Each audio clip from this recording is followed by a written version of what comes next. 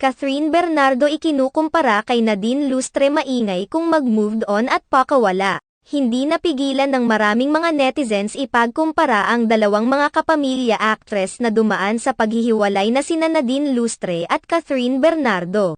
Ayon sa ilang mga netizens, kakaiba umano kung mag-move on itong si Catherine Bernardo dahil nagiging maingay ito at pakawala. Hindi rin naman umano maitatanggi ang malaking pagbabago sa fashion at mga kilos ni Catherine Bernardo matapos nitong kumpirmahin ang hiwalayan nila ni Daniel Padilla. Marami ang nagulat sa pagpapaseksi ngayon ni Catherine Bernardo dahil hindi naman ganito ang pananamit niya noon. May mga naghinala naman na ito na talaga ang gusto na isuot noon ni Catherine Bernardo, subalit pinipigilan lamang ito ni Daniel Padilla. Kaya naman sa paghihiwalay ng dalawa, wala na umanong makakapagpigil sa kanyang pananamit at sa kung ano ang kanyang gustong ipakita sa publiko. Matatandaan na kilala noon si Daniel Padilla bilang isang conservative boyfriend ni Daniel Padilla kung saan ayaw nitong nakikitaan ng skin si Catherine Bernardo sa mga events o sa mga ibinabahagi nilang pictures sa social media. Sa kabilang banda,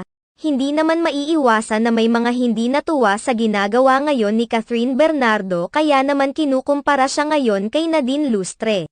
Hindi naman lingid sa kaalaman ng lahat na noon pa man ay pinagkukumpara na sina Nadine Lustre at Catherine Bernardo. Ayon sa mga netizens, noong naghiwalay sina James Reid at Nadine Lustre ay naging tahimik lamang ang aktres at hindi ito nakitaan ng malaking pagbabago. Hindi umano ito katulad ng nangyayari ngayon kay Catherine Bernardo na naging pakawala habang nagmo-move on. Matatandaan na nauna nang kumalat ang mga video kung saan nakabikini lamang si Catherine Bernardo habang naglalasing kasama ang kanyang mga kaibigan. Mas maganda umano ang paraan ni Nadine Lustre sa pag-move on kaysa kay Catherine Bernardo dahil na-maintain ni Nadine ang kanyang class at image, hindi katulad ni Catherine Bernardo na ipinapakita sa lahat ang mga ayaw noon ni Daniel Padilla.